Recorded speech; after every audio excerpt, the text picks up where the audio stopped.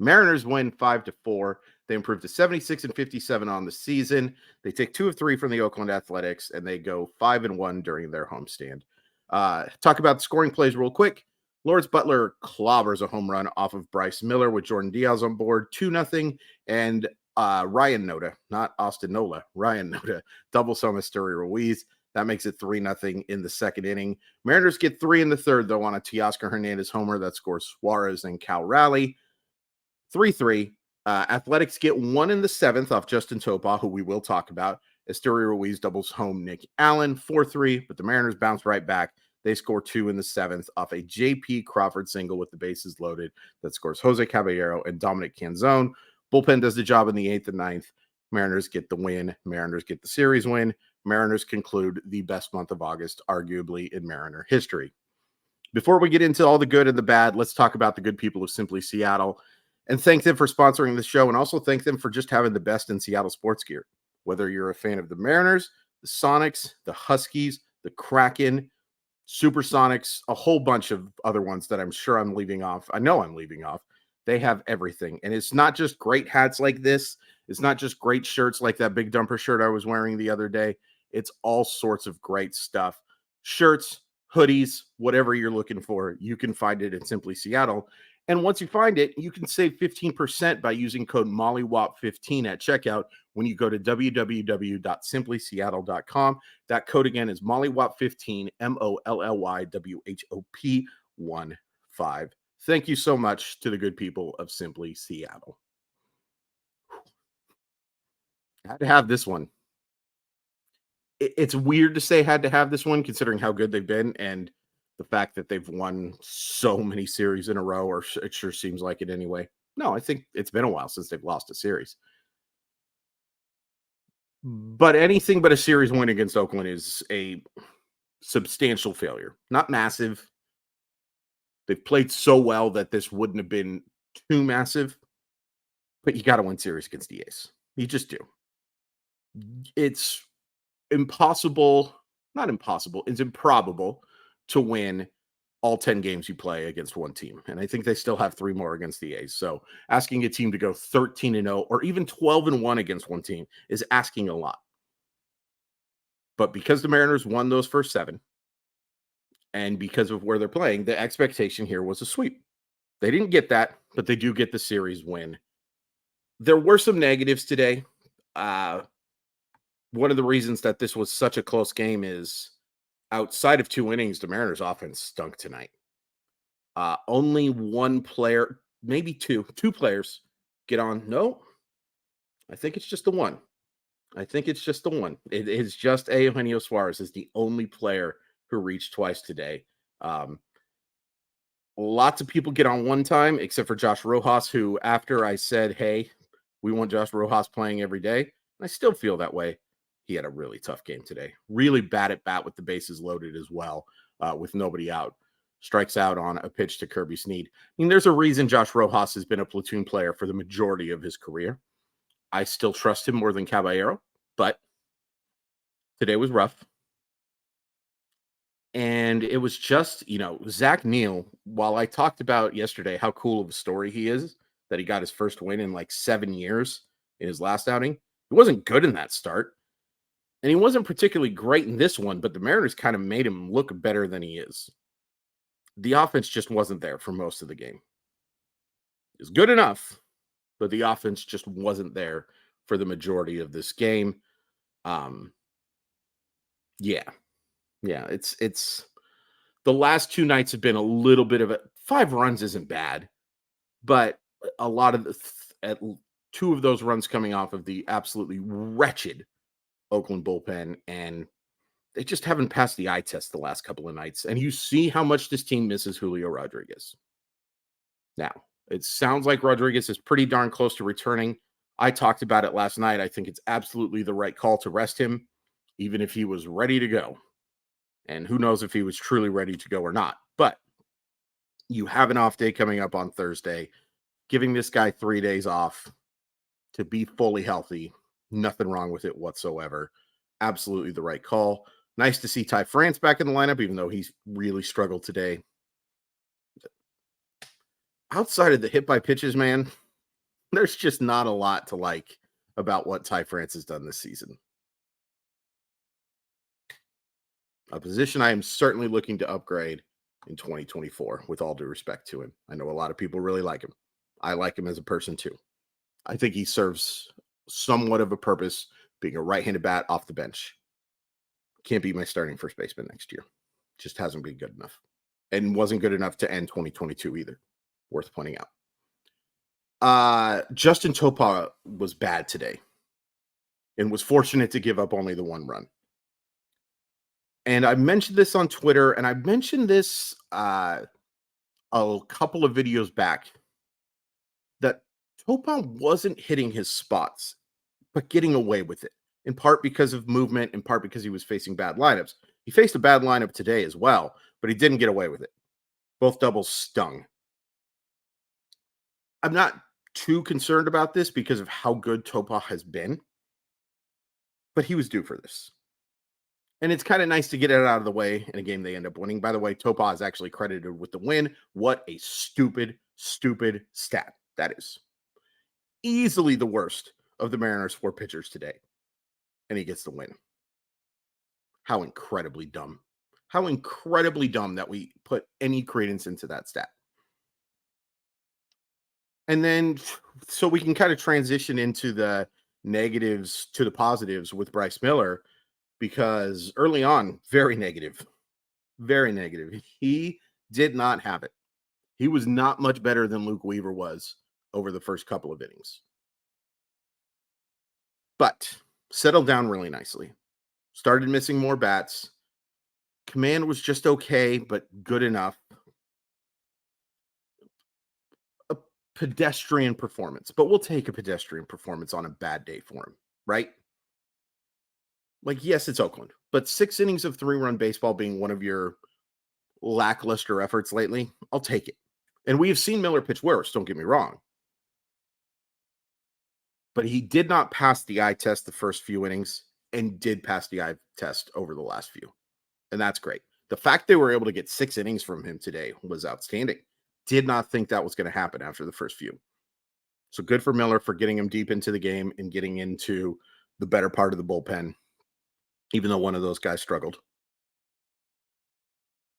He's going to have to pitch better against better teams. But today was good enough, and being able to get those 6 innings, I think, was a nice little added bonus. The other punts, I don't know what the hell that word was supposed to be. The other arms in the bullpen were outstanding. Matt Brash, yes, he issues a walk, but that slider was, do kids still say on fleek? Probably not, but it was ridiculous. Tony Kemp is not going to invite Matt Brash to his Halloween party at this point, because he's made Tony Kemp in 2 or 3 games this series look absolutely stupid, absolutely dumb, with a couple of just nasty sliders. Love seeing that from him. Even on a day where he didn't have his best command, that stuff was so good. And he looked good in the previous outing as well. Awesome to see. They need Matt Brash. They need Matt Brash to be a good arm down the stretch. It's his presence has been, I don't even know the right way to phrase this. He's become less important because of how good Topa and Spire have been. But you still need that arm, especially with what you have at the back of your rotation in rookies. Very important for him to succeed. Obvious point may be obvious. And then Andre Munoz, look, I love that he's challenging guys. Love it. I love that he's challenging him with that 2-seamer. I love that he's throwing that sinker because, folks, yes, when Andre Munoz has command of that slider and he's burying it down in the zone or locating it at the knees, it's an unbelievably good pitch. But he doesn't have the feel for that. Right now, he's able to throw it for a strike, and it's, I think, a good pitch to start out at bats because hitters, like to take pitches against him. Yeah, get that slider over. But finish guys off with that fastball until you can start burying that slider again. awesome to see. He was fantastic today.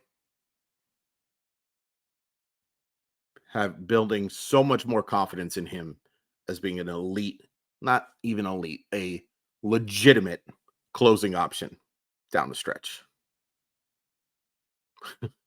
You take a look at his overall numbers, and we sure complain a lot about a guy who has the type of numbers Andre Munoz does. But he's a victim of his own expectations based on how unbelievably good he was last year and how unbelievably good he was in the early part of this year. Starting to see glimpses of that guy again. But I just love seeing him challenge guys with that fastball. It's so fun to see. Offensively, that third inning was huge.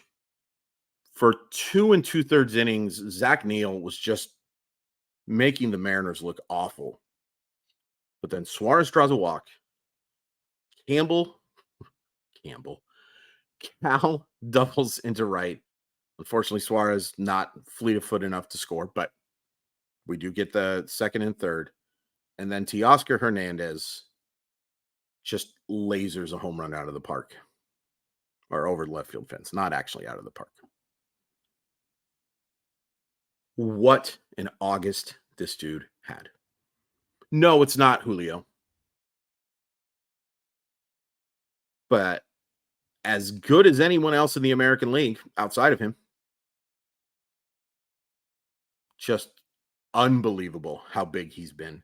And on top of that big old homer, that throw he made in the 7th inning to cut down Esteurio Ruiz, legitimately one of the fastest players in baseball, a player who I was talking to a buddy online about this, has a chance to someday steal 100 bases, would probably already have 70 if not missing some time on the injured list, and, some inconsistent offensive play as well.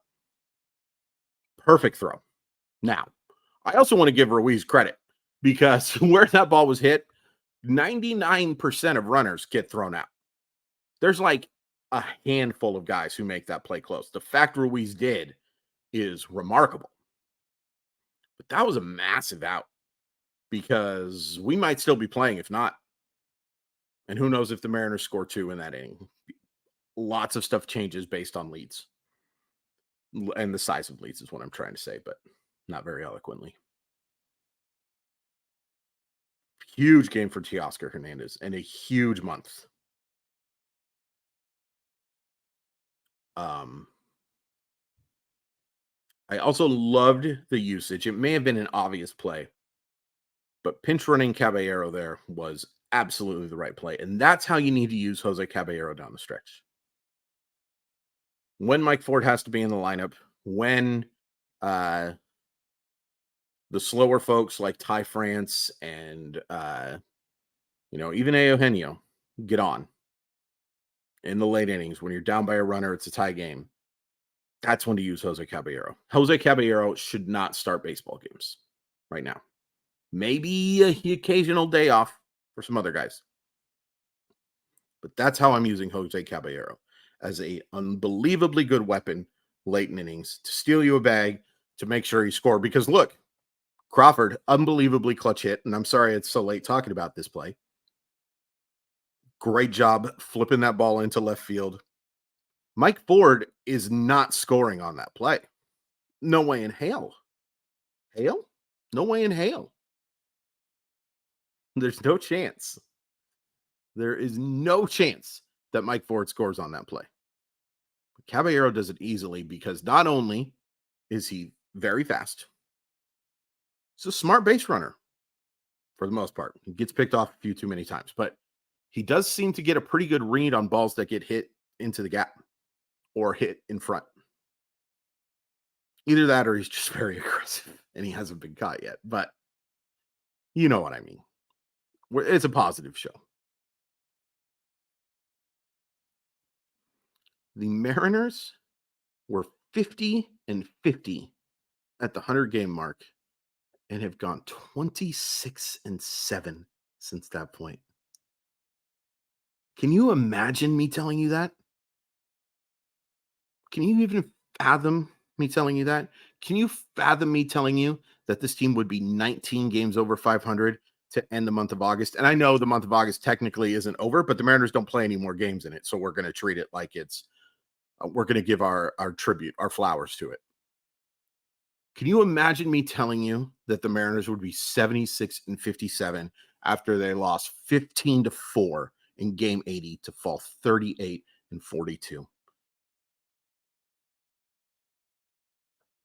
They have played 53 games since then.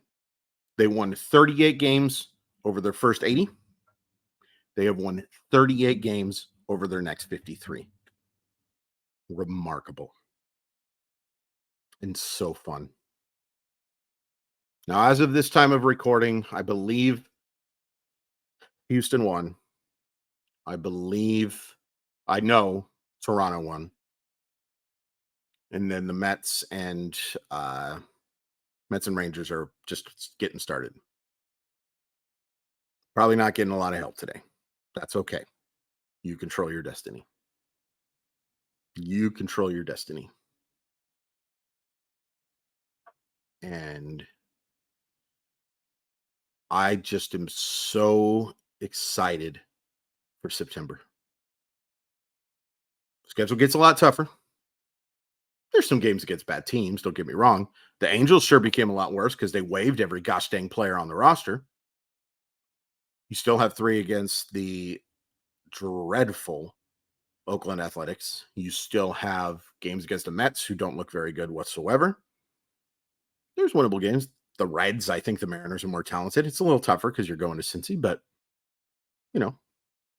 there's some real tough stuff coming up. But if they play the way that they do, not only just in terms of results, but how they've looked doing it, if they play this way in September, maybe take the last 2 and take that as a no. But if they play the way they did for the overwhelming majority of August, they're going to win the American League West. And we're going to be talking about a team that has a bye into the ALDS, and the first 2 games are at home. And if you're not excited for that, okay. But don't rain on our parade here, because this is awesome. I cannot believe they put them in this position. And again, a huge thank you to you guys for getting me over that 1,000 subscribers so that these videos can help me out. I'm not saying the other ones didn't, and I had a blast doing it. I'm just trying to say, hey, it sure is cool that I might get a couple of things in my bank account. Thank you. Your support. I'm gonna talk about the support a lot, by the way. I've said it ad nauseum. I am an extremely grateful person who thinks it's extremely important to apparently regurgitate the same crap over and over again, but also to let people know how I feel, especially when it's positive. Right now, there's nothing you can say negative about the Mariners, especially in the month of August. What an unbelievable run. Let's keep it going in September. Let's also make sure we hit the like and subscribe button. It really helps. Make sure that you're following me on whatever they call that website, Crawford_MILB. Sports Sometimes Podcast, Sportstopia's Fantasy Fire and Ice Podcast, and of course, not last but certainly not least, the RotoWire Fantasy Baseball Podcast. I appreciate you guys checking all of those out. I think I forgot to tell you what's happening on Friday. I might have a video on Thursday, might do like best of type of thing. Maybe we'll do a worst of thing. No, we're not going to do that. There's too much positivity right now. We're not going negative. Fun pitching matchup. Logan Gilbert against Kodai Senga. That's fun. That's a real fun. I am looking forward to that very much. Senga has ridiculous stuff. But Gilby, do people call him Gilby? I'm going to call him Gilby anyway. Walter can match him for sure. What an